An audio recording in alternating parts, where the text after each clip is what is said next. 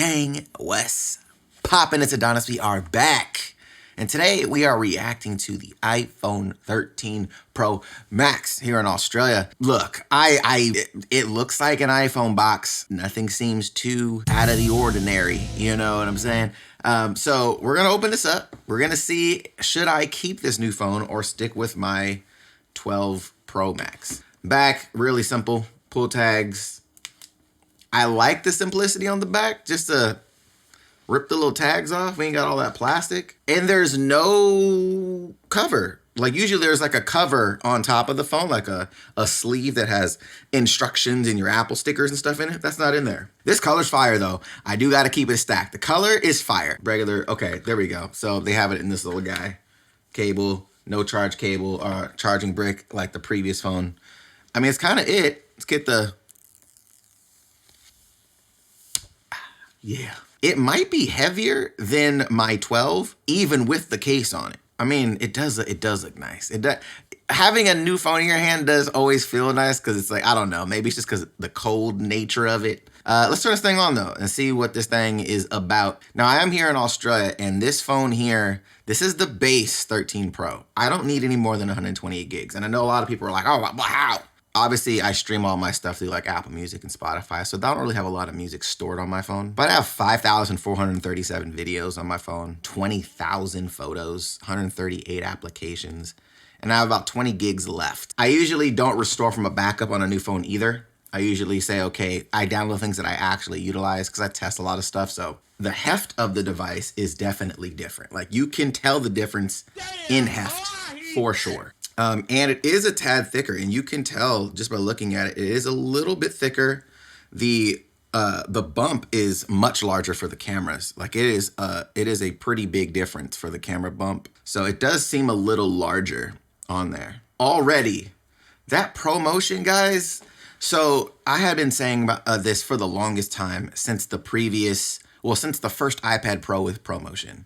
The phones need to have it. I've used Android phones, Samsung devices with 120 hertz refresh rate or just higher than 60. And once you experience that, you don't want to go back to 60. It's really tough to go back to 60. And I got to keep it a stack. Yeah, that's butter, bro. Oh, wow. Yeah, that feels great. I usually tell people like, look, you don't need the new phone, but I usually have it just in case I want to do content on it. This might be the first one where I'm actually really like, I don't know if I really want to keep it. Now, something I didn't find out until after I ordered this phone is if you want to record in ProRes, first and foremost, it's not available as a recording option as of yet, as of ship date of the phone. However, I have tested on my iPad M1 that ProRes is finally readable in iOS. I'm so excited because, like I said, I record to ProRes off of my camera. Why? It's a much easier codec for editing platforms. It's way smoother. It holds a lot more detail, a lot more information in the image. But for whatever reason, up until just now,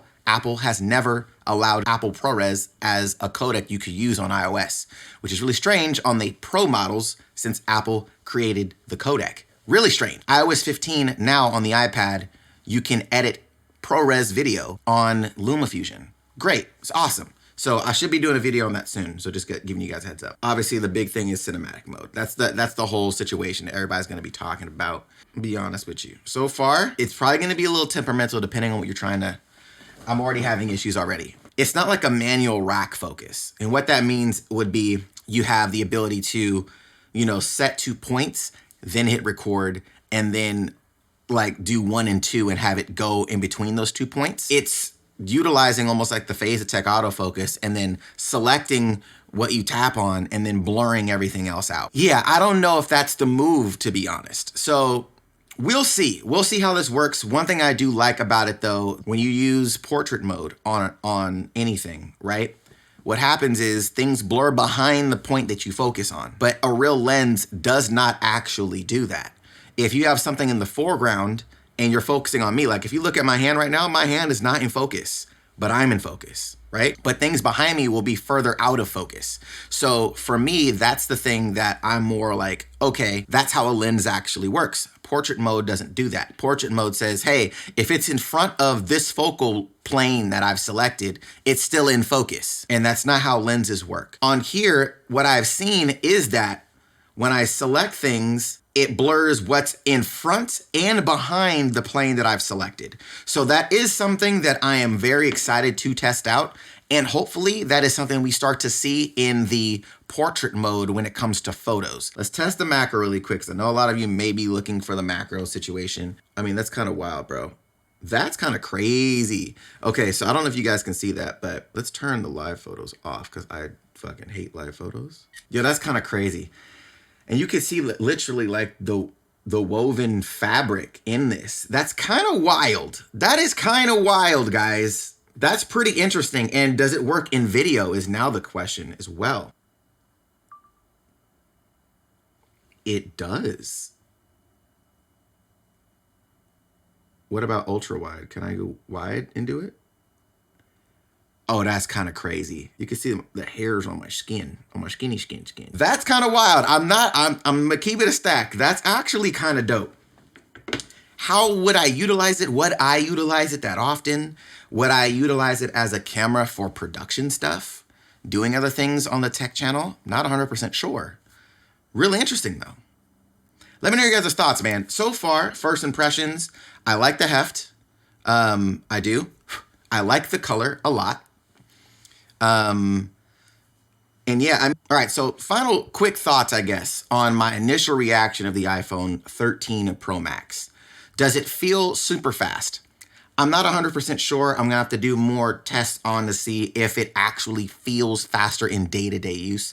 So far, browsing-wise, I'm on Wi-Fi, so I haven't really tested out 5G on here to see if it's any different. And see if 5G affects the battery life like it usually does pretty harshly. So we're gonna test that out. Things that I immediately noticed. ProMotion is here and it's fire. That is a massive win for the iPhone users out there that haven't really experienced a 120 hertz refresh rate display. As far as the camera, cool stuff, I need more time. I need more time, and I need more time to see what it looks like in real application. So I'll probably do something with my new car. I'll probably shoot some cinematic stuff with the new car, see what that looks like. And then obviously the big thing is going to be battery life. Is that really going to be a major difference?